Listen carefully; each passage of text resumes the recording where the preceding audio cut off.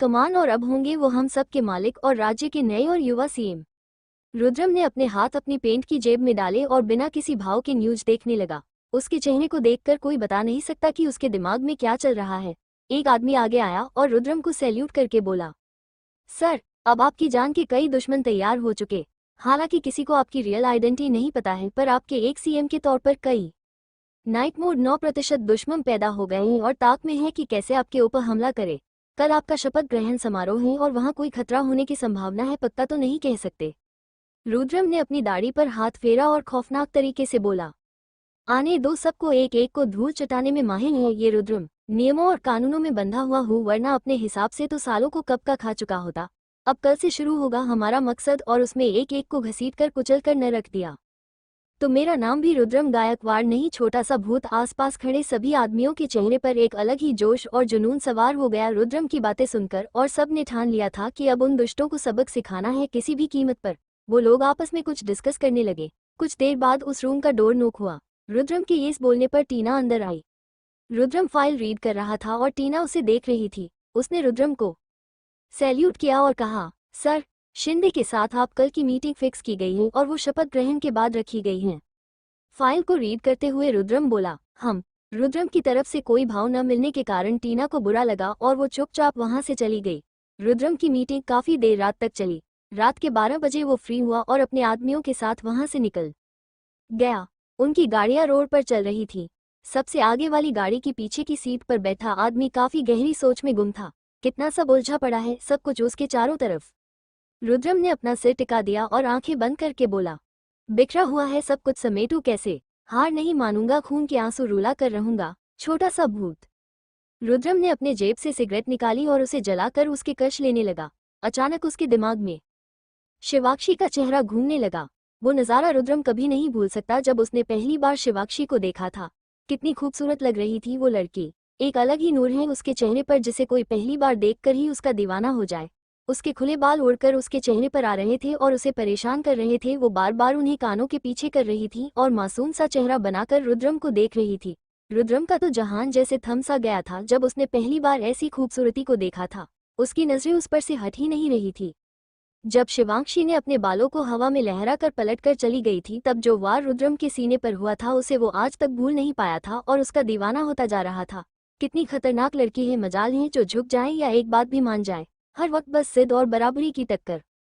रुद्रम के चेहरे पर नशा चढ़ता जा रहा था और वो धुएं को छोड़ते हुए बोला, मेरी बीवी, स्माइल विद हॉर्न्स। जिस तरह से वो बोला था, अगर शिवाक्षी सुनती तो शर्म से उसके गाल लाल हो जाते। दोबारा कश लेते हुए रुद्रम बोला, कोई इतना खूबसूरत कैसे हो सकता है? कोई कमी नहीं, ना कोई निशान, बस एक लाल टमाटर के जैसा चमकता हुआ चेहरा जिस पर हर वक्त गुस्सा और मेरे लिए बेपनाह नफरत। Smile with horns. रुद्रम के चेहरे पर कातिल मुस्कान आ गई और वो अपनी आंखें बंद करके बोला, जिद है अब तुझे पाना, जुनून है तेरा हो जाना। क्या रिश्ता है मैं नहीं जानता, पर बस हर वक्त तेरे पास ही रहना। Smile with horns fire.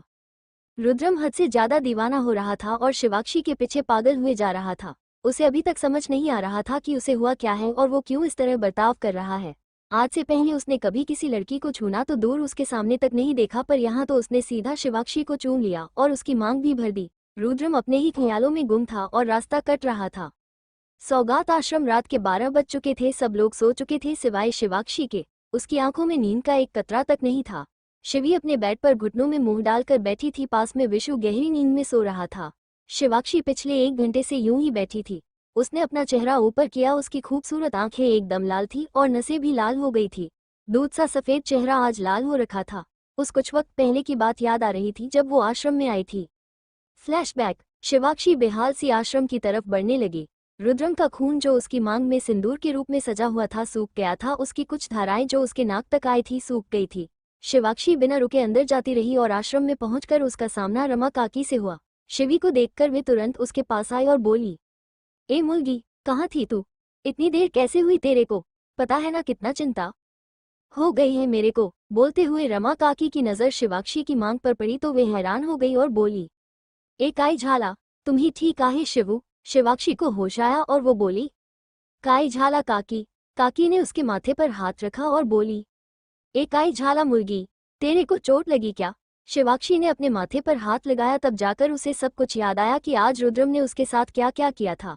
उस मंजर को याद करते हुए शिवाक्षी को गुस्सा आने लगा, पर अभी उसे खुद को शांत करना चाहिए, वरना सबको पता चल जाएगा कि अब उस आदमी ने शिवी की मांग भर दी है। रमा काकी, बोलना क्या हुआ, कब से पूछ रही हूँ। शिवी, कुछ नहीं हुआ काकी।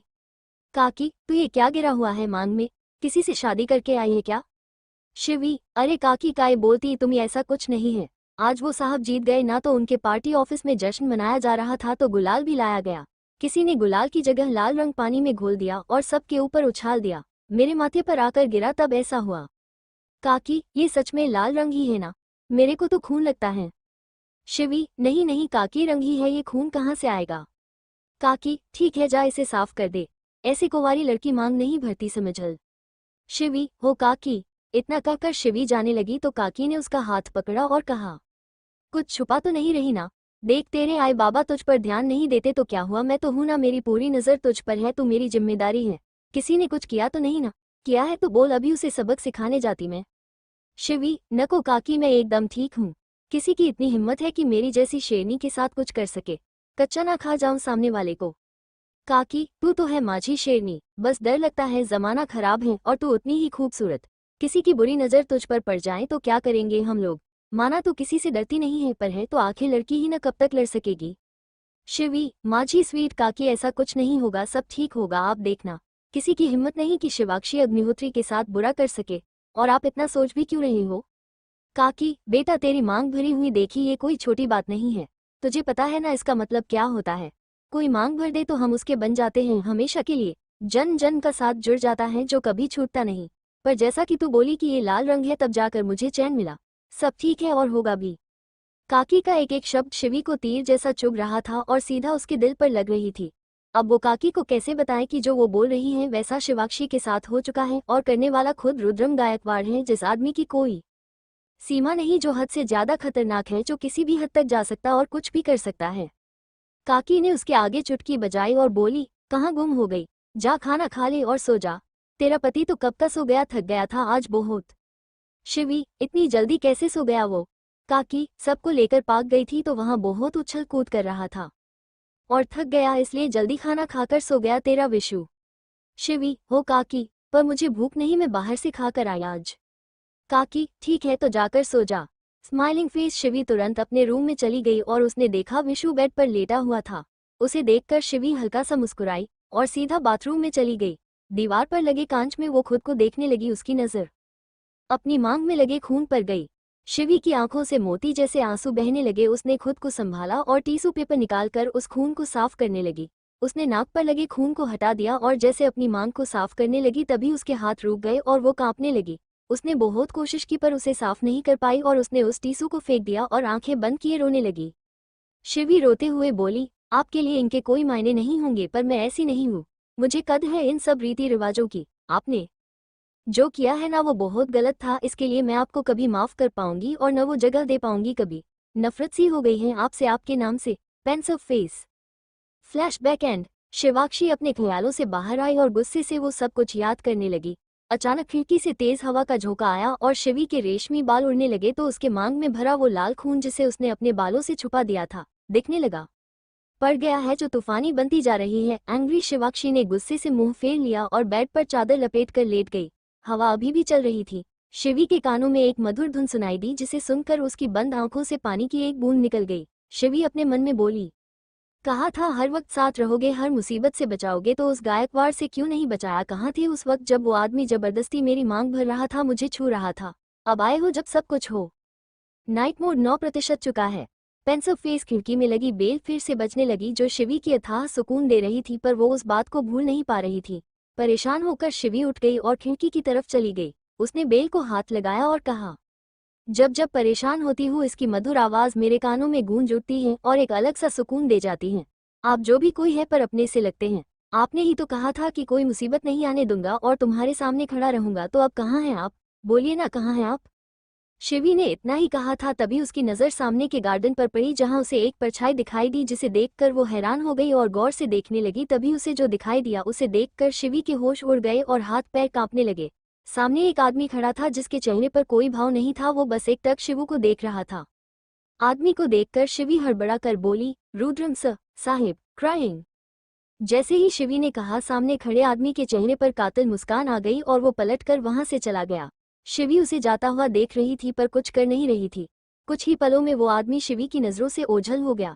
उसके जाते ही शिवी जमीन पर बैठ गई और उदास होकर बोली, न जाने क्या हो गया है। आपसे नफरत भी है पर आपकी चुप्पी बर्दाश्त नहीं। आप आए और मुस्कुरा कर बिना कुछ कहे चले भी गए। आखिर आप चाहते क्या हो, कुछ तो बताओ। Pensive face. शिवाक्षी ने अपने आंसू पोंछे और खड़ी होकर खिड़की से बाहर देखने लगी। रुद्रम अब तक जा चुका था। शिवी के चेहरे पर गुस्सा आ गया और उसने कहा, बस अब बहुत हो गया रोना धोना, अब मैं हिम्मत नहीं हारूंगी और कल देखना आप आपके सामने भी नहीं आऊंगी, कुछ भी हो जाए एंग्री। शिवी अपने बेड पर जाकर लेट गई। आश्रम से बाहर निकलकर रुद्रम ने अपनी गाड़ी से लेदर की लॉन्ग जैकेट निकाली और उसे पहन लिया। सामने पाटिल खड़ा हुआ उसे परेशान सा देख रहा था क्योंकि उसके भाव परेशान हैं। रुद्रम अपनी जैकेट पहन रहा था और पाटिल उसे देखते हुए बोला, भाव काई झाला। रुद्रम जिप बंद करते हुए बोला, काहिच नाही। पाटिल, भाव आप पूरी दुनिया से सच छुपा सकते हैं पर मुझसे नहीं। मैं तो पिछले 10 साल से आपके साथ हूँ, इतना जानता हूँ कि आप परेशान हो। कौन है उसकी वजह? क्योंकि जो भी है वो बहुत ताकतवर है, वरना चट्टान जैसा आदमी परेशान न होता। पाटिल की बात सुनकर रुद्रम कटाक्ष में हल्का सा मुस्कुराया। पाटिल उसकी मुस्कान के पीछे छिपे गहरे राज को समझ सकता था और बोला, भाव काई झाला, बोलो ना। मेरे लिए आप मेरे आए बाबा हो, सब कुछ हो। आपको परेशान देखकर मैं पागल हो रहा हूँ। रुद्रम थामा थामा। पाटिल, कितना बोलता है तू? और क्या कहा मैं तेरे आए बाबा हूँ? अरे तूने तो मुझे बूढ़ा बना दिया। पाटिल मुस्कुराने लगा और बोला, इज्जत इतनी है आपके लिए कि आए बाबा से बढ़कर बन चुके हो। रुद्रम असा काय। पाटिल, हो भाव। रुद्रम ने अपनी जैकेट को ठीक किया और आश्रम के सामने देखने लगा। पाटिल उसकी नजरों का पीछा कर रहा था और उसके माथे पर चिंता की लकीरें उभर आई। उसके भाव ऐसे रास्ते पर जा रहे हैं जो उनके लिए ठीक नहीं है। आश्रम को देखकर रुद्रम ने आह भरी और कहा, दुनिया कितनी छोटी है ना पाटिल। देखना घूम फिर कर मेरा मन इधर ही आकर रुकता है। Smile with horns. पाटिल, भाव मैं कुछ समझा। रुद्रम, तेरे मतलब का भी नहीं है, छोड़। इतना कहकर रुद्रम वहां से मुड़ा और चलने लगा। पाटिल उसके पीछे पीछे चलने लगा तो रुद्रम के कदम वहीं रुक गए और वो बिना मुड़े बोला, अब तू जा, मुझे अकेला छोड़ दे। फाया पाटिल, भाव न को, आप अब घर चलिए। रुद्रम पीछे मुड़ा और पाटिल की तरफ गुस्से से देखने लगा। पाटिल की नजरें झुक गई पर वो हिम्मत करके बोला, शेखर साहब की जान और शान है, आपकी सुरक्षा हम सबका फर्ज है, इसलिए छोटे मुंह बड़ी बात करता हूँ। रुद्रम, तुझे लगता है कि कोई मेरा कुछ बिगाड़ सकता है? फाया पाटिल, बिल्कुल नहीं। किसी की इतनी हिम्मत ही नहीं कि सीएम साहब से पंगा ले सके, पर क्या करूं, फर्ज तो निभाना ही होगा ना। रुद्रम के चेहरे पर गुमानी मुस्कान आ गई और वो गर्व से बोला, आज तक इतने नेता और बड़े बड़े आदमी गायब हुए, किसी की पता चला नहीं ना, तो सोच कितना क्रूर और भयंकर हूं मैं।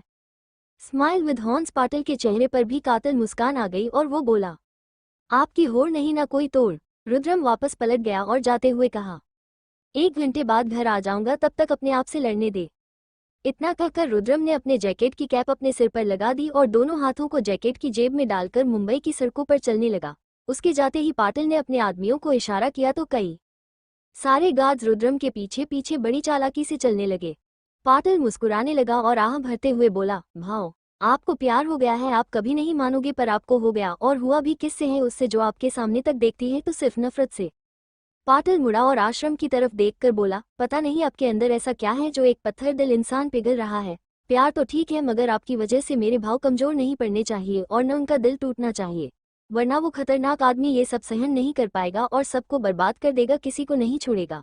आपका आना, उनका यूं बदल जाना, कहीं कुछ गलत ना हो जाए। भाव को किसी भी कीमत पर अपना मकसद पूरा करना ही होगा। पाटिल ने आह भरी और गाड़ी में बैठकर गायकवाड़ विला की तरफ चला गया। हमारे सीएम साहब मुंबई की सड़कों पर चले जा रहे थे। उनके पीछे छुप छुप कर उनके आदमी चल रहे थे। रुद्रम के चेहरे पर कातिल मुस्कान आ गई और वो बोला, ये पाटिल कभी नहीं सुधरेगा। Smile with horns. रात के 1 बजे सुनसान सड़क पर भाव चले जा रहे हैं। उनके लेदर के जूतों की आवाज साफ साफ सुनाई दे रही है। उनका आकर्षक चेहरा और भी आकर्षक लग रहा है। रुद्रम ने एक हाथ से अपनी दाढ़ी को सहलाया और नशे से बोला, आंखों में आंसू, चेहरे पर उदासी, ये मेरी रसभरी उस बेल से उम्मीद कर रही थी कि वो आएगा। मेरे अलावा कौन आएगा रसभरी? जब जब पुकारो ही मैं ही आऊंगा और एक दिन तो उठाकर ले जाऊंगा हमेशा के लिए। Smile with horns. Rudram road पर चलते हुए अपनी रसभरी को याद कर रहा था और उसकी रसभरी अपने बेड पर लेटी हुई बार बार करवट ले रही थी। उसके दिलो दिमाग में बस रुद्रम का वो मुस्कुराता हुआ चेहरा घूम रहा था जिसे उसने अभी आश्रम के गार्डन में देखा था। उसे न चैन मिल रहा था, ना नींद आ रही थी। रात काफी गहरी होती जा रही थी और दोनों अभी भी एक दूसरे के ख्यालों में गुम थे। रुद्रम आगे बढ़ा और सड़क किनारे उसे एक गार्डन दिखाई दिया। रुद्रम उसके अंदर चला गया और एक पेड़ का सहारा लेकर बैठ गया। पेड़ का सहारा लेकर बैठे रुद्रम ने अपने एक हाथ अपने घुटने पर रखा और सिर टिकाकर आंखें बंद करके जुनून और शिद्दत से शिवाक्षी को याद करते हुए बोला, ये क्या कर दिया है रसभरी तुमने। न रह पा रहा हूँ न सह पा रहा हूँ। हर वक्त बस तेरी तलब है, तेरी अगन है। दम घुटने लगा है, आग भभक रही है सीने में जो बाहर आकर सब कुछ तबाह करना चाहती है। फायर छोटा सा भूत। कुछ देर यूं ही खामोश रहने के बाद रुद्रम के चेहरे पर डरावनी मुस्कान तैर गई और उसने झट से अपनी आंखें खोली और बोला, मुझे क्या हुआ है मुझे खुद मालूम नहीं पाटिल, पर बस एक बात पक्की है, तुझा भाव उस तबाही को हासिल करके दम लेगा, उसे अपने आगे झुका कर उसकी अपना बना कर रहेगा। काय कि मेरा जुनून सिर्फ वो है, छोटा सा भूत, छोटा सा भूत।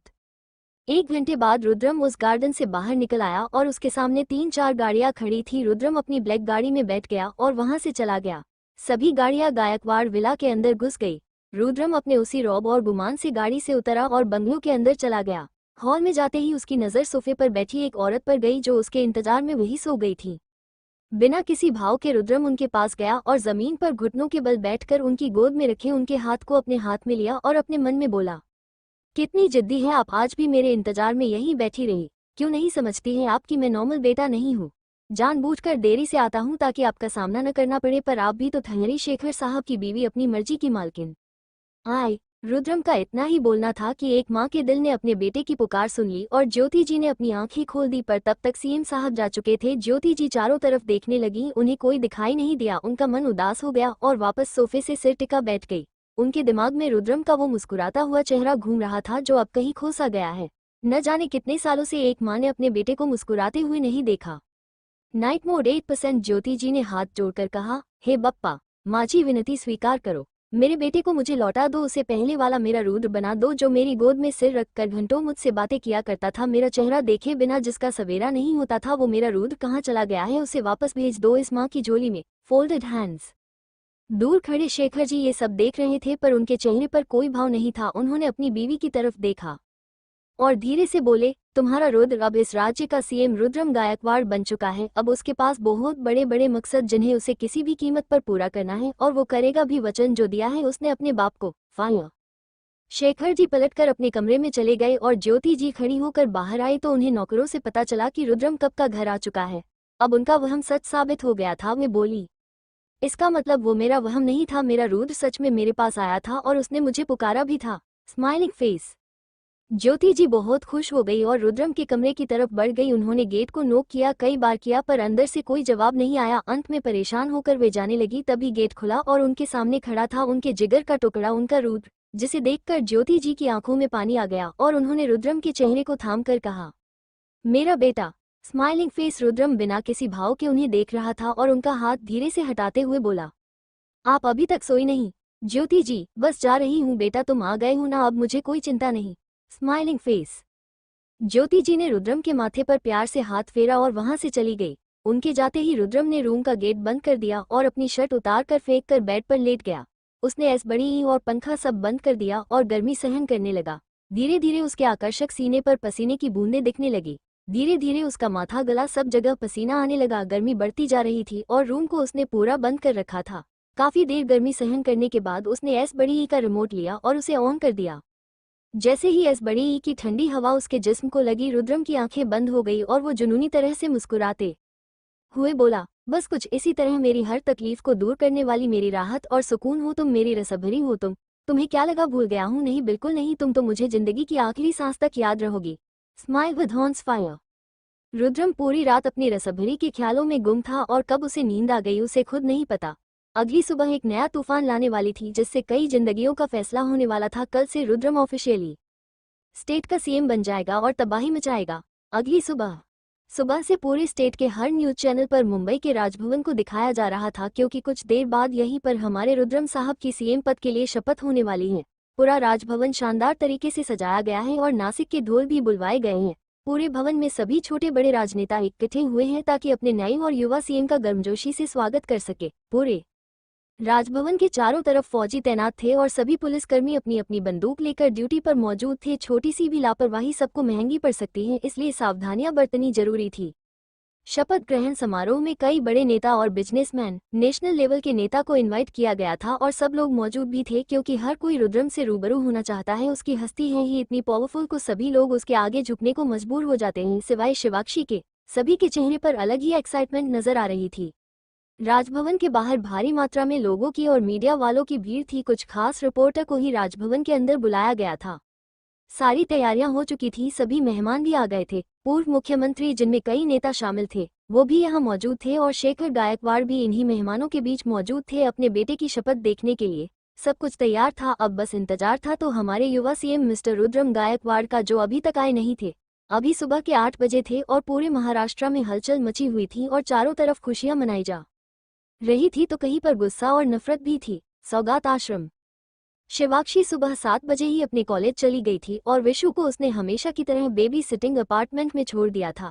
उसकी क्लासेज चल रही थी पर उसके दिमाग में रुद्रम ही घूम रहा था। पढ़ाई में उसका मन नहीं लग रहा था, पर उसे किसी भी कीमत पर एमबीए की डिग्री हासिल करनी थी ताकि वो बड़ी कंपनी में जॉब कर सके और रुद्रम से दूर जा सके। पर उसे क्या पता था कि उस आदमी की नज़र अभी भी शिवाक्षी पर ही थी। वो उसे जुनूनी नज़रों से देखकर पागल हुए जा रहा था और मुंह से धुआं छोड़ते हुए कहा, शपथ लेने के बाद पूरा दिन सिर्फ तुम्हारे साथ मेरी रसभरी।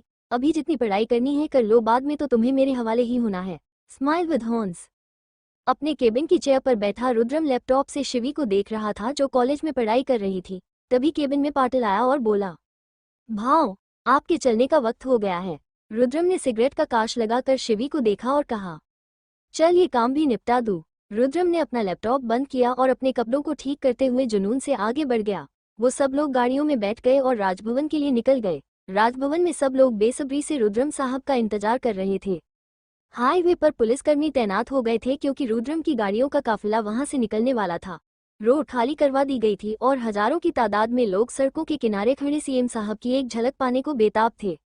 कुछ ही देर में पुलिस की गाड़ी का सायरन सुनाई दिया। सब चिल्लाने चीखने लगे। तभी एक साथ कई सारी गाड़ियां लाइन से रोड पर से गुजरी। सबसे आगे पुलिस की गाड़ी थी और उसके पीछे एक ब्लैक कलर की गाड़ी थी जिसके ग्लास भी काले रंग के थे। गाड़ी के आगे छोटा सा तिरंगा फहराया हुआ था। उसी गाड़ी में सीएम साहब बैठे हुए थे। उनकी गाड़ी के पीछे भी कई सारी गाड़ियां लाइन से चली आ रही थी। सभी आम जनता हा हल्ला मचा रहे थे। सीएम साहब का काफिला वहां से गुजर गया और सीधा राजभवन की ओर तेजी से बढ़ गया। राजभवन में सबको खबर मिल चुकी थी कि सीएम बस कुछ ही मिनटों में पहुंचने वाले हैं। सब लोग बेसब्र हो रहे थे। भवन के बड़े से दरवाजे के आगे बड़ी सी चौड़ी सड़क थी जिस पर मीडिया वाले तैनात थे। सबके कानों में सायरन सुनाई दिया और काले कपड़े पहने हथियारों से लैस कमांडो दौड़ते हुए आए और सड़क के दोनों ओर खड़े हो गए। पुलिसकर्मी और गार्ड्स ने मीडिया की भीड़ को कंट्रोल किया हुआ था। तभी सामने से एक साथ कई सारी गाड़ियां लाइन से आने लगी तो भवन का दरवाजा अपने आप खुल गया और वे सारी गाड़ियां एक साथ अंदर चली गई। दरवाजा वापस बंद हो गया। अंदर भी कमांडो फोर्स चारों तरफ फैली हुई थी। गाड़ियां आकर रुकी। सारे गार्ड्स बाहर निकले और चारों तरफ फैल गए। सबके हाथों में बड़े हथियार थे। पाटिल बाहर निकल आया और उसने गाड़ी के पीछे की सीट का गेट खोला तो मीडिया हो अंदर मौजूद थी। हा हल्ला मचाने लगी। गेट खुलते हैं रुद्रम ने अपना एक पैर बाहर रखा और फिर दूसरे पैर को बाहर रखकर सीएम साहब बाहर निकल गए। इतना हैंडसम आदमी जिसे देखकर कोई भी दीवाना हो जाए। उसने शाइन मारती हुई काली सफारी सूट पहना हुआ था जिसमें वो बेहद आकर्षक लग रहा था। कोट के जेब में देश का झंडा लगा हुआ था जो सोने का बना हुआ था। आंखों में काले चश्मे पहने हुए थे। हाथों में रोलेक्स की घड़ी पहनी थी। काले शाइन मारते जूते पहने हुए भाव के चेहरे पर दुनिया भर का घमंड और रुतबा साफ साफ झलक रहा था। मीडिया वाली उसकी तस्वीरें लेने लगे। रुद्रम आगे बढ़ा और उसके आगे पीछे ब्लैक कमांडो चलने लगे। रुद्रम इतनी शान से चल रहा था मानो कहीं का राजा हो और आसपास सब उसकी प्रजा हो। रुद्रम के स्वागत के लिए पूर्व मुख्यमंत्री, राज्यपाल, पूर्व उप मुख्यमंत्री और भी बड़े नेता खड़े थे। उनके पास पहुंचकर रुद्रम ने उनसे हाथ मिलाया और सब लोग एक साथ भवन के अंदर चले गए जहां शपथ होने वाली थी। अंदर भी कुछ मीडिया वाले मौजूद थे जो लाइव शपथ ग्रहण दिखाने वाले थे। रुद्रम के अंदर आते ही जोर से तालियां बजने लगी पर भाव के चेहरे पर कोई भाव नहीं था। वो सीधा आगे बढ़ गया और टेढ़ी नजर से इतने लोगों के बीच बैठे आदमी को देखने लगा जिसकी तेज नजर रुद्रम पर ही थी। रुद्रम ने एक नजर उन्हें देखा और सीधा आगे बढ़ गया। शेखर साहब के चेहरे पर गुमान साफ साफ दिख रहा था। रुद्रम आगे स्टेज पर गया। सबने गर्मजोशी से स्वागत किया और कुछ ही देर में उसकी शपथ ग्रहण का प्रोग्राम शुरू कर दिया गया जिसे लाइव पूरा भारत देख रहा था। राज्यपाल आगे आए और बोले, सुप्रभात महाराष्ट्र। आज शिवाजी महाराज को साक्षी मानकर हमारे सीएम साहब अपनी शपथ लेंगे तो मैं उनसे विनती करता हूं कि वे आगे आए और अपना पद ग्रहण करें। जोर से तालियां बजने लगी और रुद्रम आगे आया और राज्यपाल के पास खड़ा हो गया। राज्यपाल ने बोलना शुरू किया और साथ साथ रुद्रम भी बोलने लगा।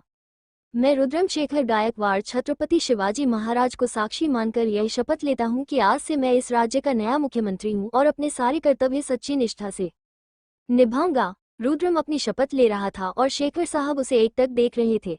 सभी न्यूज चैनल्स पर भी उसकी शपथ दिखाई जा रही थी। अपने विला में बैठी ज्योति जी हॉल में सोफे पर बैठकर अपने बेटे को शपथ लेते हुए गर्व से देख रही थी और रीति रेयांश भी बहुत खुश थे अपने बड़े भाई की कामयाबी को देखकर। पूरे भारत में ये न्यूज चल रही थी और रुद्रम के लिए वाहवाही लुटाई जा रही थी। रुद्रम के कई सारे दुश्मन आग में जल रहे थे पर कुछ कर नहीं पा रहे थे। उनमें से एक आदमी जिसके घर के हंगामा खड़ा हो गया था वो गुस्से से आग बबूला हो रहा था। शिंदे अपने घर में पागलों जैसा बर्ताव कर रहा था। वो रुद्रम को यूं आगे बढ़ते हुए नहीं देख सकता था। उसे सीएम बनना था पर वो तो हार गया और रुद्रम जीत गया। उसे डर लगने लगा था क्योंकि उसे पता था कि अब रुद्रम उसकी बैंड बजा देगा और राज्य में उसका जीना हराम कर देगा। शिंदे के कंधे पर किसी ने हाथ रखा और कहा, काई झाला बाबा, आप इतना गुस्सा क्यों है? शिंदे पीछे मुड़ा और बोला, तेरे काम की बात नहीं है, तू तो तेरी उस शिवी पर ध्यान दे, नकारा कहीं का पाउटिंग लड़का। बाबा, आप ऐसे कैसे बोल सकते हैं? शिवी मेरी दोस्त है, उसके खिलाफ आप कुछ मत बोलो। शिंदे, चुप कर वैभव, इतना बड़ा लड़का है मेरा पर एक लड़की के पीछे पागल हो रखा है। अच्छा हुआ जो उसे अपनी कंपनी से निकलवा दिया, वरना तू तो उसके पीछे सब कुछ गंवा देता। वैभव, ऐसा कुछ नहीं होगा बाबा, आपका गुस्सा उस गायकवाड़ के लिए है और निशाना आप शिवी पर बना रहे हो। मेरे पीछे पड़ा है, इसकी वजह से मैं चुनाव हार गया और अब इसके आगे झुकना पड़ेगा, इसको सलाम करना होगा जो मुझे बिल्कुल बर्दाश्त नहीं। पाउटिंग वैभव, बाबा ये आप लोगों की राजनीति आप ही जानो, पता नहीं किस बात की दुश्मनी लिए बैठे हो सीएम से। शिंदे, बेटा तुझे नहीं समझ आएगी मेरी तकलीफ काहे की उसने तेरी कोई कीमती चीज तुझसे छीनी नहीं है ना। जिस दिन तुझसे तेरी कीमती चीज छीनी जाएगी तब पता चलेगा तेरे नाइट मोड 8% को, समझल। इतना कहकर शिंदे वहां से चला गया। वैभव ने अपना फोन निकाला और उसमें एक लड़की की खूबसूरत तस्वीर को देखकर उसके चेहरे पर मुस्कान आ गई और वो बोला, मेरे लिए तो तुम ही सबसे कीमती हो और तुम्हें मुझसे कोई छीन नहीं सकता। वैसे भी उस सीएम का तुमसे क्या ही लेना देना होगा जो मैं डरूं। मानता हूं अभी मुझसे नाराज हो पर कोई बात नहीं शिवी, मैं तुम्हें मना लूंगा। Smiling face. वैभव ने फोन को अपने सीने से लगा लिया और शिवी के ख्यालों में गुम हो गया। उधर राजभवन में रुद्रम की शपथ ग्रहण हो चुकी थी और वो अब एक राजा की तरह बड़े से सोफे पर बैठा था। बड़े बड़े नेता उसके पास आकर उससे हाथ मिला रहे थे और उसे बधाई दे रहे थे। रुद्रम के चेहरे पर गुस्सा साफ साफ दिख रहा था। उसे जल्दी से जल्दी अपने ऑफिस जाना था क्योंकि वो कल से शिवी से मिल नहीं पाया था और अब उसकी आंखें उसके दीदार के लिए आतुर हो रही हैं, पर यहाँ का काम पूरा हो तो वो जाए पाए न। पाटिल रुद्रम की बेचैनी और गुस्से को देख पा रहा था और जितना हो सके प्रोग्राम जल्दी निपटाने की कोशिश कर रहा था। रुद्रम बैठा था तभी उसके सामने एक हाथ आया जिसे देखकर वो अपनी जगह से खड़ा हो गया और दोनों की नजरें आपस में मिली हुई थी। शेखर जी ने रुद्रम के सामने हाथ बढ़ाया और कहा, मुबारक हो सीएम साहब, हाथ नहीं मिलाएंगे हमसे। रुद्रम के चेहरे पर कोई भाव नहीं था। उसने अपना हाथ आगे बढ़ा दिया और दोनों बाप बेटे ने हाथ मिला लिया। शेखर जी ने रुद्रम की आंखों को पढ़ने की कोशिश की तो रुद्रम ने अपनी नजरें फेर ली और इधर उधर देखने लगा। शेखर समझ गए पर कुछ बोले नहीं और वहां से आगे बढ़ गए। अब लगभग सभी कार्य पूरे हो चुके थे और रुद्रम के जाने का वक्त भी हो गया था। कल से उसे सीएम हाउस में ही रहना था और सीएम ऑफिस ज्वाइन करना था। 12 बजे शिवी कॉलेज से निकली और उसने विशु को पिक लिया। दोनों अपनी स्कूटी पर बैठकर निकल गए। शिवी ने विशु को आश्रम छोड़ा और वहां से जाने लगी तो काकी बोली, ऑफिस जा रही हैं? शिवी हड़बड़ा कर बोली, हाँ काकी। काकी, तेरे ऑफिस का वक्त तो 1 बजे या 2 बजे से शुरू होता है ना, तो अभी तो सिर्फ 12:30 बजे हैं। शिवी, वो मुझे आज जल्दी बुलाया गया है, काम ज्यादा है ना। तो काकी, ठीक है जाओ और जल्दी आ जाना। शिवी ने सबको बाय कहा और अपनी स्कूटी लेकर निकल गई। उसके जाते ही एक आदमी ने कॉल किया और कहा, भाव, मैडम निकल चुकी हैं। इतना सुनते ही रुद्रम के चेहरे पर कातिल मुस्कान आ गई और वो तेजी से अपने ऑफिस की तरफ बढ़ा। शिवी स्कूटी पर आगे बढ़ रही थी और उसने एक अलग रास्ता चुना और उस पर चल पड़ी। आगे चलकर शिवी एक पार्क में चली गई और वहां उसने अपनी स्कूटी पार्क कर दी और चुपचाप अपनी बुक्स लेकर उस बड़े से पार्क में अंदर चली गई जहां हजारों की तादाद में भीड़ थी। शिवी उन सब में मिल गई। आगे जाकर उसे एक सुंदर सी जगह दिखाई दी। एक बड़ा सा पेड़ था जिसके चारों तरफ बैठने की सीटें लगी हुई थी। शिवी उनमें से एक सीट पर बैठ गई और अपनी किताबें खोलकर पढ़ने लगी। उसका दिल धक धक कर रहा था क्योंकि कहीं न कहीं उसे रुद्रम का खौफ सता रहा था। जब उसे पता चलेगा कि शिवी ऑफिस जाने की बजाय यहाँ गार्डन में छुप कर बैठी है तो वो तूफान खड़ा कर देगा।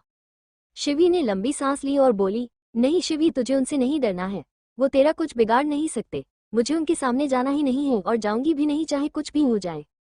इतना कहकर शिवी ने किताब में अपना ध्यान केंद्रित किया और उधर सीएम का काफिला अपने पार्टी ऑफिस पहुंच गया। रुद्रम तेजी से अपने केबिन की तरफ बढ़ा और अंदर जाकर अपनी चेयर पर शान से बैठ गया।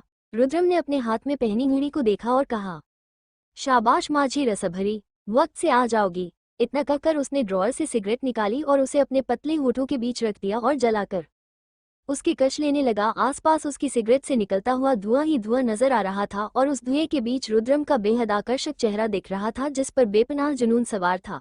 आधा घंटा बीत गया था पर शिवी अभी तक आई नहीं थी। रुद्र ने अपनी घड़ी देखी तो उसके चेहरे पर गुस्सा छा गया। उसने गुस्से से कहा, ये लड़की अभी तक आई क्यों नहीं? कुटे गेली पाउटिंग पाटल भाव आती ही होगी, आपको तो पता है ना मुंबई का ट्रैफिक। रुद्रम थोड़ा शांत हुआ और दूसरी सिगरेट जलाकर उसके कश लेने लगा।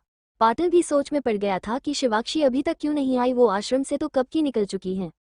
आधा घंटा और बीत गया। अब रुद्रम का गुस्सा उसके कंट्रोल के बाहर हो रहा था। उसने अपने टेबल पर रखी फाइल्स को जोर से फेंक दिया। पाटिल डर गया और रुद्रम की तरफ देखने लगा जिसके माथे की नसें फूलने लगी थी और आंखों में अंगारे बरस रहे थे। रुद्रम अपनी जगह से खड़ा हुआ और बोला, पता लगाओ ये लड़की गई कहाँ है, इसे आज मैं छोड़ूंगा नहीं। पाउटिंग पाटिल भाव प्लीज आप शांत हो जाए, मैं अभी पता करता हूँ।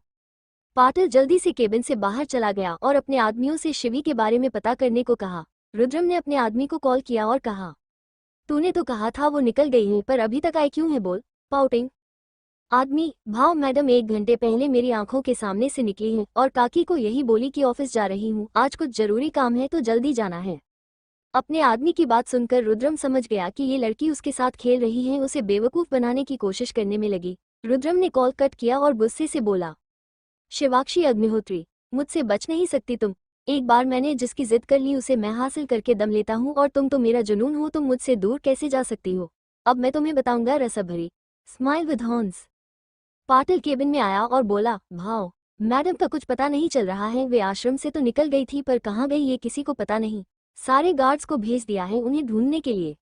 रुद्रम ने अपनी मुट्ठी कस ली और जाकर अपनी चेयर पर बैठ गया। उसने अपना लैपटॉप ऑन किया और अपना इंजीनियर दिमाग लगाना शुरू किया। शिवी का मोबाइल नंबर तो रुद्रम के पास था ही, तो बस अब उसने अपना काम शुरू कर दिया। रुद्रम की तेज आंखें लैपटॉप की स्क्रीन पर थी। पाटिल गौर से उसे देख रहा था। कुछ देर बाद अचानक रुद्रम की तेज आंखों में चमक आ गई और उसने स्क्रीन को देखकर कहा, गांधी पार्क में बैठी है मेरी रसभरी। Smile with horns. Patil Rudram के पास आया और स्क्रीन को देखकर बोला, भाव आप चिंता मत करो, मैं अभी उन्हें आपके सामने पेश करता हूँ। रुद्रम ने अपना हाथ दिखाकर उसे रोक दिया और बेहद खतरनाक तरीके से बोला, इसे तो मैं ही लेकर आता हूँ। Smile with horns. पाटिल चुप हो गया और मन में बोला, हे बप्पा अब भाव कोई तूफान खड़ा ना कर दे, मैडम को क्या जरूरत थी ये सब करने की, अब न जाने क्या होगा। रुद्रम ने अपने केबिन के बुक शेल्फ से एक बुक को निकाला तो एक गेट खुला। रुद्रम उसमें चला गया। अंदर जाकर उसने अपना सफारी सूट निकाल दिया। एक अलमारी से उसने काले रंग की जीन्स और काले रंग की डार्क हुडी निकाल ली और उन्हें पहनकर तैयार हो गया। रुद्रम के चेहरे पर बहुत खतरनाक मुस्कान तैर रही थी। उसने हुडी की कैप लगाई और काले चश्मे पहन लिए। पूरी तरह से रेडी होकर रुद्रम उस एरिया से बाहर अपने केबिन में आया। पाटिल उसे देखकर बोला, भाव प्लीज आप अकेले नहीं जाएंगे, हम किसी भी तरह का खतरा मोल नहीं ले सकते। रुद्रम कुछ नहीं बोला और अपने मोबाइल को जेब में डालकर अपनी हुडी की स्लीव्स को ठीक करने लगा। पाटिल उसके पास आया और बोला, भाव मेरी बात तो सुनो, आप इतना रिस्क नहीं ले सकते हो, एक लड़की के लिए इतना सब गलत है, बिल्कुल गलत। रुद्रम जोर से चिल्लाया और उंगली दिखाकर बोला, मुंह बंद, एकदम बंद, तेरी इतनी हिम्मत कि तू उसका नाम ले रहा है। Pouting pouting. रुद्रम की दहाड़ सुनकर पाटिल कांप उठा और उसके सामने सिर झुकाकर खड़ा हो गया। उसे यूं देखकर रुद्रम ने खुद को शांत किया और मुंह फेर कर बोला, देख पाटिल, तुझे बाबा ने मेरी जिम्मेदारी दी है, मैं जानता हूं, पर मेरी पर्सनल लाइफ में मुझे किसी का इंटरफेयर पसंद नहीं, तेरा और बाबा का भी नहीं। रही बात शिवाक्षी की, तो तुम सब एक बात जान लो, वो मेरी है, सिर्फ मेरी। क्या है मुझे नहीं पता, लेकिन कोई मुझे उससे दूर नहीं कर सकता, बाबा भी नहीं। किसी ने कोशिश भी की तो मैं भूल जाऊंगा कि। Pouting pouting. इतना कहकर रुद्रम गुस्से से बाहर चला गया। पाटिल ने सिर उठाया और कहा, ये गलत हो रहा है भाव, एक लड़की के पीछे पागल हो रहे हैं। मैंने कभी नहीं सोचा था कि एक पत्थर दिल इंसान ये सब कर सकता है। मुझे जल्द से जल्द शेखर साहब को ये सब बताना होगा, वरना कहीं भाव लड़के के चक्कर में अपने मकसद से भटक ना जाए। रुद्रम बिल्डिंग से बाहर आया और उसने एक काले रंग की फॉर्च्यूनर में ड्राइविंग सीट पर बैठ गया। उसके अभी गार्ड्स भागते हुए आए और बोले, भाव हम आपके साथ चलेंगे, आपको कहाँ जाना है बताओ। रुद्रम ने स्टीयरिंग पर हाथ रखकर कहा, चुपचाप तुम सब यहाँ से चले जाओ, नहीं तो। सबके सिर झुक गए। रुद्रम ने गाड़ी स्टार्ट की और वहां से तेज रफ्तार से चला गया। उसके जाते ही दो गाड़ियां जो गाज से लदी हुई थी उसके पीछे पीछे बड़ी चालाकी से चलने लगी। गांधी पार्क शिवी अपनी बुक में खो चुकी थी। ठंडी हवाएं चल रही थी, उसके सुंदर बाल हवा में लहरा रहे थे। एक दो लट उसके खूबसूरत चेहरे पर भी आ रही थी जिन्हें वो रह रहकर फूंक मारकर उड़ा देती। चारों तरफ का माहौल बहुत खुशनुमा था। हरियाली थी, छोटे छोटे बच्चों के खेलने कूदने की आवाज, उनकी हंसी थी थोड़ी, चिड़िया की चक चक, सब कुछ सुनाई दे रहा था। शिवी खुश थी और अपनी पढ़ाई कर रही थी। तभी उसके पास वाली सीट पर एक आदमी आकर बैठ गया और जमीन को देखने लगा। उसका चेहरा नहीं दिख रहा था, पूरा काले कपड़ों में ढका हुआ था। शिवी ने एक नज़र उसे देखा और वापस अपनी किताब में देखने लगी। आदमी ने सिर उठाया और शिवी के खूबसूरत चेहरे को देखने लगा। उसका चेहरा एकदम सफेद और गाल एकदम लाल टमाटर जैसे लग रहे थे। रुद्रम बेहद आकर्षक तरीके से शिवी को देख रहा था। शिवी को खुद पर किसी की नज़र महसूस हुई तो उसने उस आदमी के सामने देखा जो अभी भी उसे ही देख रहा था। शिवी गौर से उसे देखने लगी। आदमी ने काली कैप पहनी हुई थी, आंखों पर काला चश्मा था। शिवी ने तुरंत नजरें हटा दी और सामने देखकर अपने मन में बोली, इसे मैंने कहीं देखा है। शिवी ने इतना ही सोचा था कि रुद्रम डरावने तरीके से बोला, यहाँ क्या कर रही हो मेरी रसभरी स्माइल विद हॉर्न्स। इतना सुनते ही शिवी के होश उड़ गए और वो समझ गई कि ये कोई और नहीं, रुद्रम ही है। शिवी के हाथ पैर फूलने लगे और हिम्मत करके वो रुद्रम की तरफ देखने लगी। रुद्रम ने पतले होंठ कातल तरीके से मुस्कुरा रहे थे। उन्हें देखकर तो कोई भी डर जाता। गई। शिवी ने उसे देखकर वापस अपना चेहरा घुमा लिया और सामने देखने लगी। रुद्रम उसके चेहरे के एक एक कोने को बड़े नशे से देख रहा था। शिवी ने अपनी किताबें इकट्ठी की और जैसे ही वहां से जाने लगी तो रुद्रम ने कहा, एक कदम भी आगे बढ़ाया मेरे बिना तो तुम्हारा आश्रम, जानती हो ना क्या कर सकता हूं मैं। Smile with horns. शिवाक्षी को बहुत गुस्सा आया पर उसने खुद को शांत किया और ऐसे ही नाइट मोड 8% खड़ी रही। रुद्रम के चेहरे पर डरावनी मुस्कान थी। वो शिवी को ऊपर से नीचे तक देख रहा था।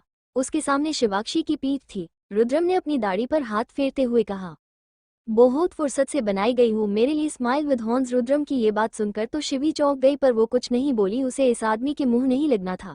रुद्रम की नज़र शिवी के हाथ में पकड़ी हुई बुक्स पर गई। उसने किताबों को खींच लिया। शिवी हैरान रह गई। बुक्स को देखकर रुद्रम बोला, एमबीए की एक्स्ट्रा तैयारियां चल रही हैं ताकि जल्दी से जल्दी डिग्री लेकर मुझसे छूट जाओ। पर तुम्हारी जानकारी के लिए बता दूं, कितनी भी एक्स्ट्रा तैयारी कर लो डिग्री तो 2 साल बाद ही मिलेगी और कॉलेज मेरी है तो तुम्हें ऐसा अटका दूंगा कि डिग्री तो दूर की बात है, सीधा मेरी दुनिया कैद होना पड़ेगा।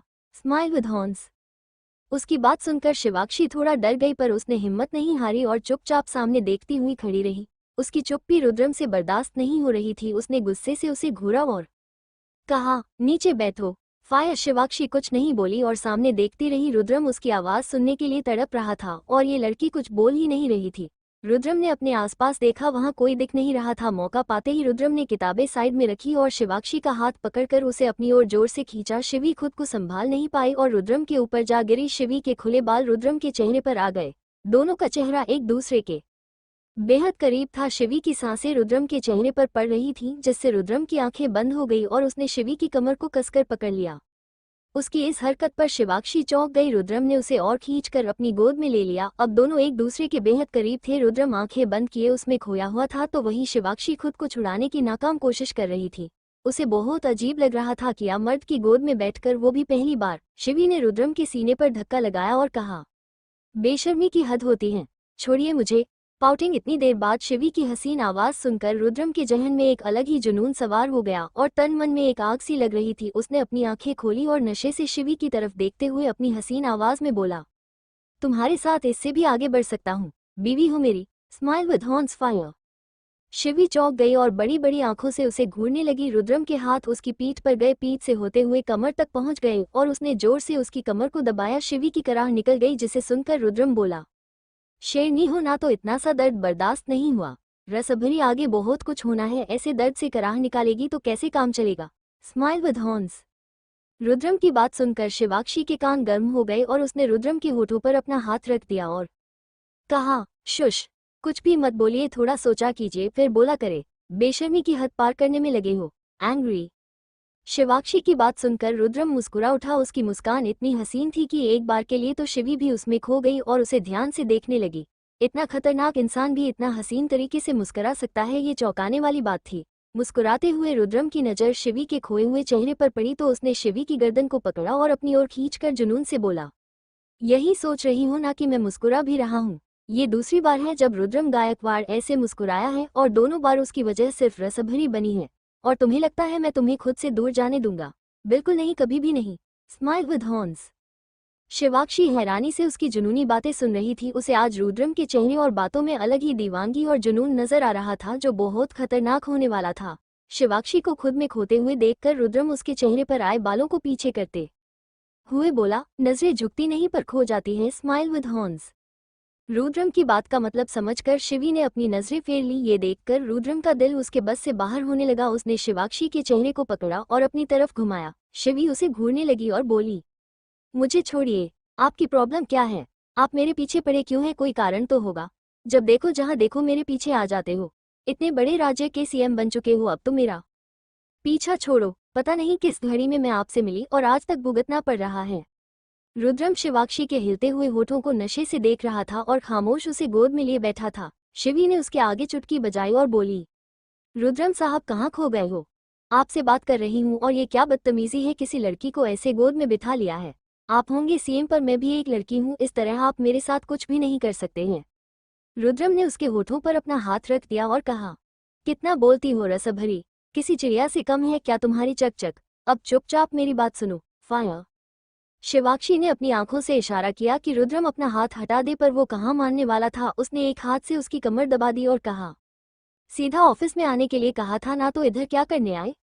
शिवाक्षी ने घमंड में अपनी नजरें फेर ली। रुद्रम को ये अच्छा नहीं लगा और उसने उसके मुंह से हाथ हटाकर उसकी थोड़ी पकड़कर उसकी आंखों में देखकर कहा, ज्यादा होशियारी नहीं रसभरी, जितना पूछा उसका जवाब चाहिए मुझे, समझल? पाउटिंग।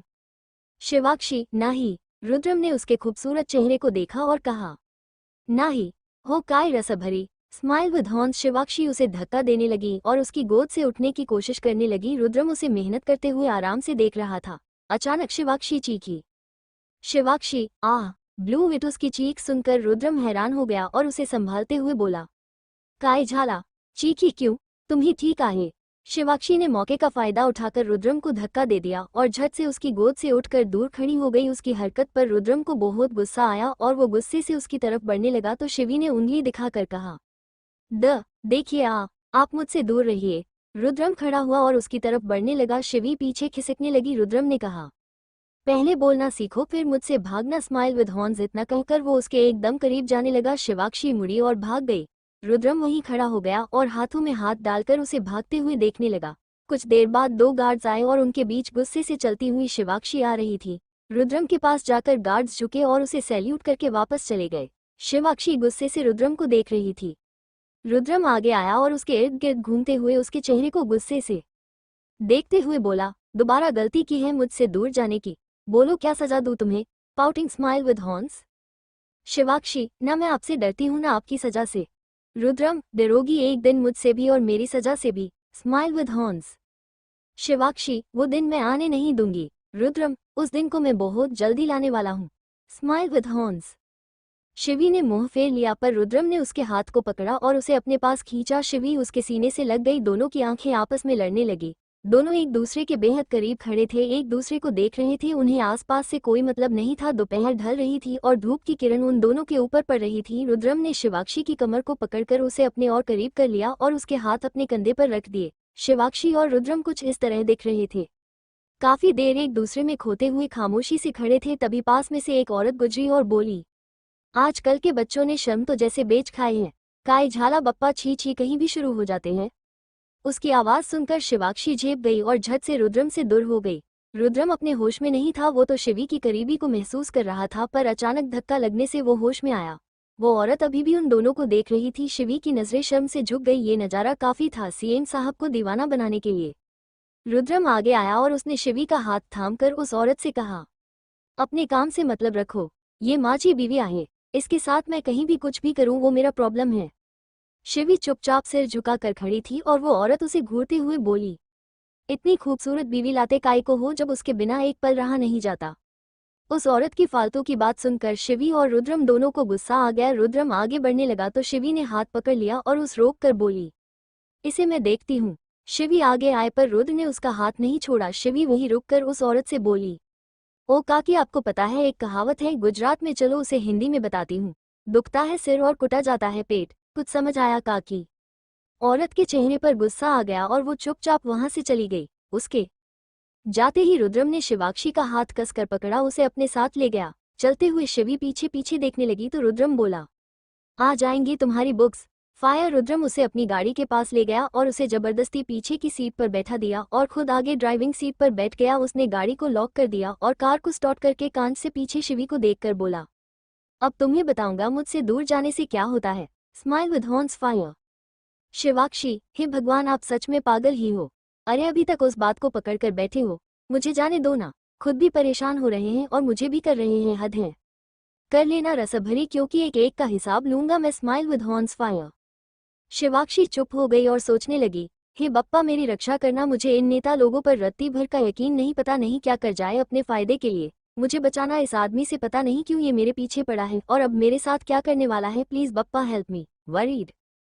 शिवी ने बोला तो बहुत धीरे था, पर उसे सुनकर रुद्रम अकड़ में बोला, तुम्हारा भगवान सिर्फ मैं हूं और कोई नहीं, तो जो मांगना है मुझसे मांगो, समझल। Smile with horns. शिवाक्षी, सोचना भी मत। एक बुरे इंसान की तुलना मैं बप्पा के साथ कभी नहीं करूंगी और वो बुरा इंसान सिर्फ आप हो, सिर्फ आप। एंग्री। रुद्रम, रसभरी, मैं जो भी हूं, जैसा भी हूं, पर हूं तुम्हारे नसीब में। Smile with horns. शिवी ने उसकी बात का कोई जवाब नाइट मोड 19% नहीं दिया और मुंह फेर कर बैठ गई।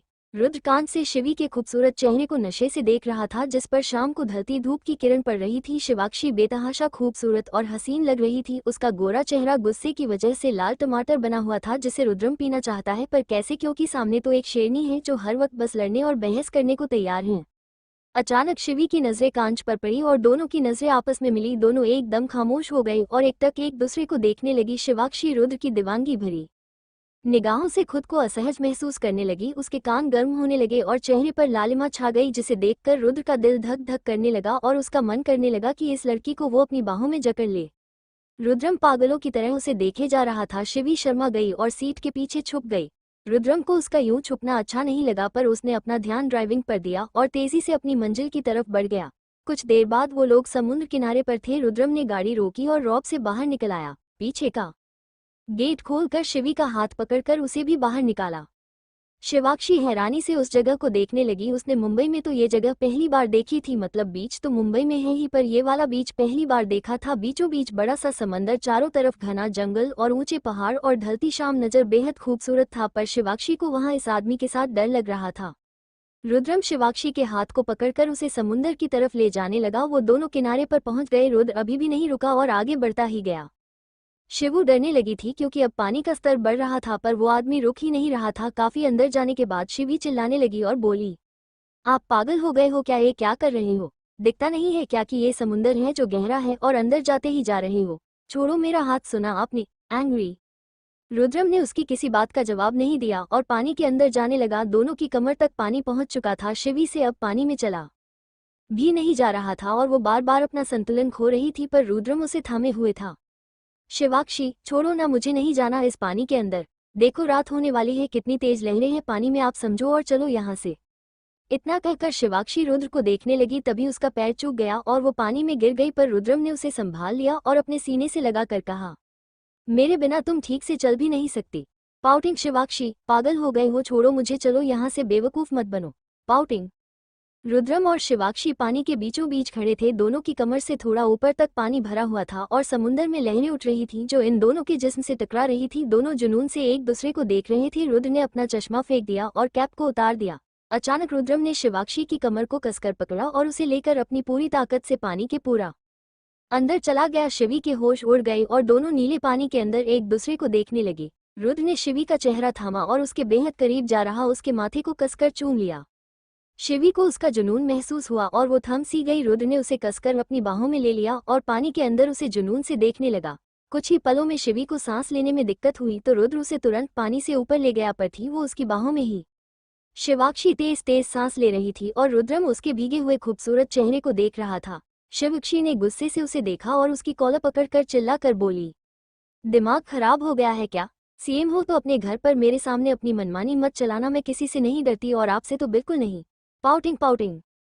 शिवाक्षी का इतना ही बोलना था कि रुद्रम ने उसे अपनी गोद में उठा लिया और दोनों फिर से पानी के अंदर चले गए। अंदर जाते ही शिवी फड़फड़ाने लगी और बाहर जाने लगी तो रुद्र ने उसकी पतली कमर को पकड़ लिया और उसे गुस्से से घूरने लगा। कुछ देर बाद वो उसे लेकर वापस बाहर आया। शिवी थक चुकी थी और लंबी लंबी सांस ले रही थी। रुद्र ने उसको थामा और अपने करीब कर लिया। रुद्र ने अपनी उंगली उसके चेहरे पर चलाई और उसके गालों पर पानी से चिपकी बालों की लट को कान के पीछे करने लगा। शिवाक्षी ने गुस्से से उसका हाथ पकड़ा और नफरत से कहा, तो ये थी आपकी बेहुदा सजा। मिल गई आपको खुशी तो अब कान खोलकर सुन लो मिस्टर रुद्रम गायकवाड़, मैं अब भी आपसे नहीं डरती और न आपके आगे झुकती हूँ। जरूरी नहीं कि हर बार एक औरत ही झुके और मैं लिख कर देती हूँ कि इस बार तो इस राज्य के सीएम साहब ही झुकेंगे और उनको झुकना होगा, वजह मैं खुद बनूंगी। पाउटिंग। रुद्रम ने उसकी थोड़ी पकड़ी और उसे दबा कर बोला, इतना गुरूर, इतनी तेज जुबान है। ठीक है रसभरी, देखते हैं कौन किसके आगे झुकता है, पर एक बात याद रखना, तुम सिर्फ मेरी हो, मुझसे दूर जाने का ख्याल भी तुम्हारे लिए घातक साबित हो सकता है। मैं जितना बुरा दिखता हूँ उससे भी कई लाख गुना बुरा हूँ, तो मुझसे चालाकी, मुझसे दूर जाना तुम्हें बहुत महंगा पड़ सकता है। जितना हो सके सावधान रहना, क्योंकि अब एक आम लड़की के पीछे एक राज्य का सीएम पड़ चुका है जो उसे किसी भी कीमत पर छोड़ेगा नहीं। जहाँ जहाँ तुम्हारी नजर पड़ेगी वहाँ वहाँ मुझे ही पाओगी। Pouting pouting fire. शिवाक्षी निशब्द होकर उसके चेहरे को देख रही थी, जिस पर दुनिया भर का जुनून और शिद्दत नजर आ रही थी। शिवी और रुद्रा एक दूसरे के चेहरे को देखने लगे, तभी एक बड़ी और तेज लहर उन दोनों के पास आई और उनसे टकरा गई, जिससे दोनों का बैलेंस बिगड़ गया। पर रुद्रम ठहरा मजबूत, वो संभल गया, पर कोमल कली शिवाक्षी खुद को संभाल नहीं पाई और सीधी रुद्रम के ऊपर गिर गई। दोनों एक दूसरे के बेहद करीब आ गए, दोनों की सांसें आपस में मिलने लगी। रुद्रम ने उसे आराम से पकड़ लिया। शिवाक्षी असहज महसूस करने लगी और उससे दूर होने लगी। शिवी के गीले बाल रुद्र के गालों पर चिपके हुए थे, जो धीरे धीरे उससे दूर हो रहे थे। शिवाक्षी उससे दूर हुई और उसकी तरफ पीठ करके खड़ी हो गई। पीछे से रुद्रम ने उसकी कमर पकड़ी हुई थी ताकि वो पानी में गिर जाए। शिवाक्षी ढलते हुए सूरज को देखने लगी और उसकी खूबसूरत आंखें चमक रही थी। धूप की किरणें दोनों के चेहरों पर पड़ रही थी। फर्क इतना था कि शिवी धूप को देख रही थी और रुद्रम जुनून से शिवाक्षी के चेहरे को पीछे से। रुद्रम उसके और पास आया और उसके कंधे पर अपना सिर रख दिया। शिवाक्षी की आंखें खुद ब खुद बंद हो गई। रुद्रम ने सूरज को देखा और कहा, तुम्हें पता है इसकी वजह से चांद को रोशनी मिलती है और वो चांद तुम्हारी रोशनी का हल्का सा एक साया है। लोग खूबसूरती की तुलना चांद से करते हैं ना, लेकिन मेरे लिए मेरी रसभरी एक सूरज है जिसकी रोशनी चांद को रोशन बनाती है। तो अब तुम खुद सोच लो तुम्हारी रोशनी कितनी रोशन है। Fire fire.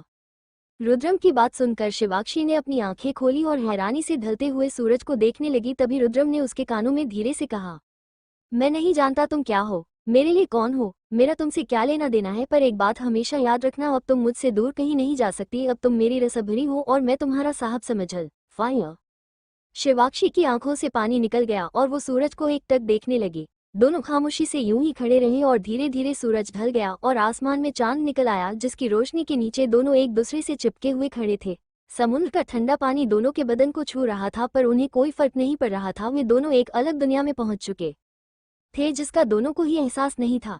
काफी देर बाद रुद्रम ने अपनी आंखें खोली और शिवाक्षी के कंधे पर से अपना सिर हटाया और उसका हाथ पकड़कर उसे अपनी तरफ घुमाया तो देखा कि मैडम आंखें झुकाकर खड़ी थी और चेहरा पूरा लाल हो रहा था। रुद्रम के चेहरे पर कातिल मुस्कान आ गई, जिसे कोई देख नहीं पाया। उसने झट से शिवी को अपनी गोद में उठा लिया और पानी से बाहर जाने लगा। शिवाक्षी की नजरें झुकी हुई थी और उसने रुद्र की जैकेट को कसकर पकड़ कर रखा था। कुछ देर बाद चलते चलते वो दोनों किनारे पर पहुंच गए। रुद्रम ने शिवाक्षी को जमीन पर उतारा। दोनों पूरी तरह से भीगे हुए थे। शिवाक्षी का लाल अनारकली सूट उसके जिस्म से चिपक गया था और उसका बदन उभरकर सामने दिख रहा था। रुद्रम के गार्ड्स वहीं खड़े थे। उन्हें देखकर शिवी असहज महसूस करने लगी और खुद को कवर करने लगी। ये देखकर रुद्रम ने गुस्से से अपने सभी आदमियों को देखा तो सभी एक साथ पलट गए और सिर झुकाकर खड़े हो गए।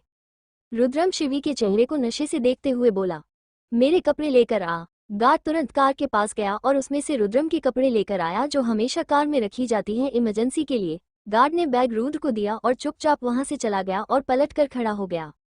रुद्रम ने बैग में से एक जैकेट निकाला और शिवी की तरफ बढ़ाकर बोला, नाइट मोड 8% लो, इसे पहनो। शिवाक्षी सिर झुकाकर बोली, मुझे नहीं चाहिए। रुद्रम, चुपचाप इसे लो और पहनो, मुझे किसी तरह प्रदर्शन पसंद नहीं। पाउटिंग। शिवी उसकी बात का मतलब समझ गई और उसने झट से उस जैकेट को ले लिया और उसे पहनने लगी। रुद्रम मुड़ गया और चांद को निहारने लगा। उसकी आंखों में अलग ही जुनून चल रहा था। अचानक रुद्रम बोला, गोकुल ने तुम्हारे आश्रम को हड़पने की कोशिश की थी ना। Smile with horns.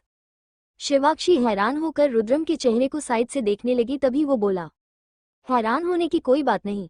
जिस दिन से तुम्हें देखा है तब से लेकर अब तक और आखिरी सांस तक तुम्हारी एक एक सांस तक को गिना जाएगा। रसभरी। Smile with horns. Shivakshi, Gokul से आपका क्या लेना देना है? आपने तो उसे सबके सामने थप्पड़ मारा था ना। रुद्रम अपने मन में, मैंने उसके साथ क्या क्या किया है वो अगर तुम्हें बता दूं ना तो तुम्हारी रूह कांप जाएगी। शिवाक्षी, बोलिए ना, आपका क्या लेना देना है उससे। एक मिनट एक मिनट, कहीं आप भी उससे मिले हुए तो नहीं थे? कहीं आपने ही तो उसे नहीं भेजा था मेरे आश्रम के लिए? एंग्री रुद्रम शिवाक्षी की तरफ मुड़ा और अपने जेब में हाथ डालकर एटीट्यूड से बोला, मैं किसी को सफाई नहीं देता। फाया शिवाक्षी, मतलब मैं सही हूँ, वो आप ही थे जिसने मेरे आश्रम को हड़पना चाहा।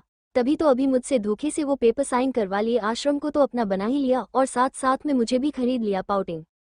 रुद्रम को गुस्सा आ गया और उसने कसकर शिवी की बाजुओं को पकड़ा और चिल्लाकर बोला, बेवकूफ लड़की, तुम क्या कोई चीज हो जिसे मैं खरीद लूंगा? तुमने खुद को क्या समझ रखा है? तुम्हें पाकर भी पा नहीं सकता ऐसी कयामत हो तुम। तुम्हारी हिम्मत कैसे हुई इतनी गिरी हुई बात करने की? पाउटिंग। शिवाक्षी उसकी आंखों में देखकर बोली, आपकी बातों का मतलब मुझे समझ नहीं आया, पर एक बात याद रखना साहब, मैं जो हूँ बहुत खतरनाक हूँ। मैं गलत के आगे कभी नहीं झुकती और जहाँ तक मुझे पता है आप इस दुनिया के सबसे गलत इंसान हैं और उतने ही बुरे भी। पर देखो ना मेरी किस्मत, जिस इंसान से इतनी नफरत है उसी ने मेरी मांग भर दी और बिना सोचे समझे मुझसे अनचाहा रिश्ता जोड़ लिया। रुद्रम के दिल के न जाने कितने ही टुके हुए शिवी की ऐसी बातें सुनकर पर उसने अपने दर्द को अपने चेहरे पर न आने दिया और जुनून से बोला, नफरत? अच्छा तो ये रिश्ता है तुम्हारा मुझसे? चलो मुझे पता तो चला कि इस रिश्ते का नाम क्या है। पर सुनो, पर रसभरी, मैं रुद्रम गायकवाड़ तुमसे नफरत नहीं करता, बिल्कुल भी नहीं। पहले भी कहा है, आज भी कहता हूँ और आगे भी कहूंगा कि मेरा जुनून सिर्फ तुम। फाया। शिवाक्षी निशब्द सी हो गई और रुद्रम के चेहरे को देखने लगी। रुद्रम ने उसकी बाजुओं को छोड़ दिया और अपनी गाड़ी की तरफ बढ़ा। उसके जाने से शिवी को अजीब सा दर्द अपने सीने में महसूस हुआ। उसने अपना हाथ बढ़ाया पर कुछ बोल नहीं पाई। आगे जाकर रुद्र रुक गया और बिना पलटे बोला, आश्रम इंतजार कर रहा है तुम्हारा और कल वापस मेरे पास ही आना है मेरी रसभरी। फाया। इतना कहकर रुद्र अपनी गाड़ी में पीछे की सीट पर बैठ गया और सामने देखने लगा। शिवी अपनी जगह पर जमसी गई थी, उसके दिमाग में रुद्र की बातें गूंज रही थी। शिवी ने अपने आप को शांत किया और गाड़ी की तरफ बढ़ गई। पीछे का गेट खोलकर चुपचाप बैठ गई। ड्राइवर ने गाड़ी स्टार्ट की और तेजी से आगे बढ़ गए। गाड़ी में एकदम खामोशी छाई हुई थी। रुद्रम चुपचाप आगे देखे जा रहा था और शिवाक्षी छुप छुप कर रुद्रम के राज से भरे चेहरे को देख रही थी। पूरे रास्ते रुद्रम कुछ नहीं बोला और ये बात शिवाक्षी को चुभ रही थी। उससे सहन नहीं हो रहा था कि उसके साहब उसे परेशान न करे, पर वो भी कुछ नहीं बोली और चुपचाप सीट से सिर टिका कर बैठ गई। खिड़की से बाहर आसमान में चमकते सितारों को देखकर शिवी बोली, सबकी किस्मत में ये रोशनी कहाँ होती है? अक्सर रोशनी बिखरेने वाला खुद अंधेरे में घिरा रहता है। शिवाक्षी की बात सुनकर रुद्रम ने भी सीट से सिर टिका दिया और तारों को देखकर जुनून से बोला, वो खुद अंधेरे से घिरा है पर उसकी रोशनी उसे जरूर मिलेगी, क्योंकि जिस हाथ से दिया है उसी हाथ में कई गुना ज्यादा वापस मिल भी जाएगा। फाया।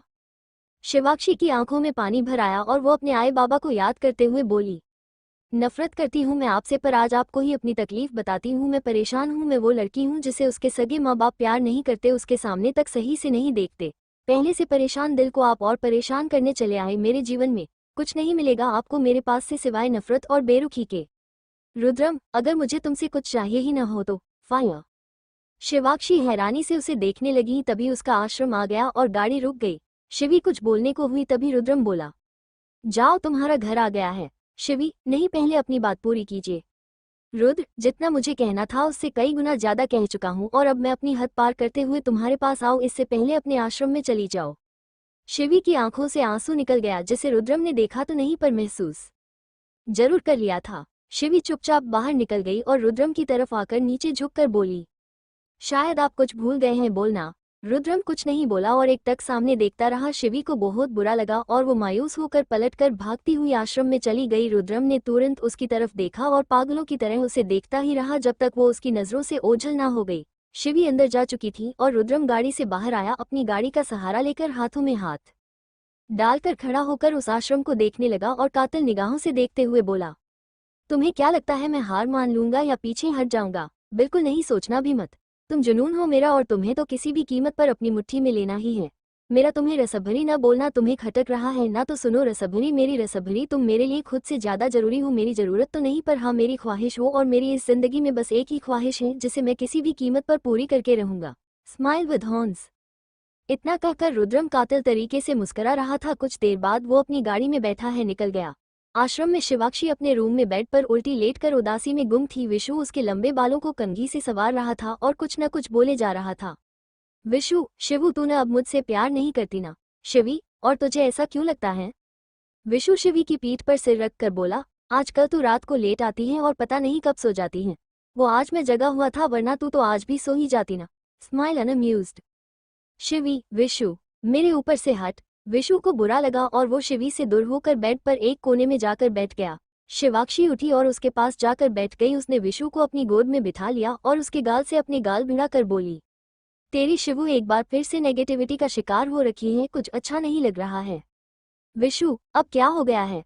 शिवी, वही तो पता नहीं है, बस ऐसा लग रहा कि कोई मुझसे दूर हो रहा है और बार बार गुस्सा आ रहा है मुझे। विशु, मिस्टर अनजान को याद कर देखना, पक्का तुझे तेरा सुकून मिल जाएगा। शिवाक्षी ने खिड़की में लटक रही बेल की तरफ देखा और बस उसे देखने लगी। वो बेल धीरे धीरे बज रही थी और उसकी मीठी सी मधुर धुन उसके कानों में गूंज रही थी। शिवाक्षी का दिल धक धक करने लगा। ये एहसास बहुत अजीब सा लग रहा था। उसके गाल लाल हो गए और उसकी सांसें खुद ब खुद तेज होने लगी। शिवी अपनी जगह से उठी और झट से बेल के पास जाकर उसे जुनून से देखने लगी। शिवाक्षी ने बेल पर हाथ रखा और आंखें बंद करके तेज तेज सांस लेते हुए बोली, मिस्टर अनजान।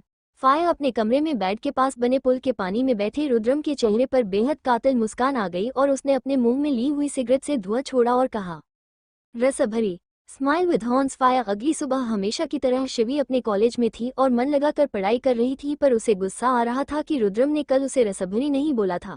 आज रुद्रम का दिन काफी बिजी जाने वाला था क्योंकि सीएम के तौर पर आज उसका पहला दिन था और उसे बहुत से काम निपटाने थे।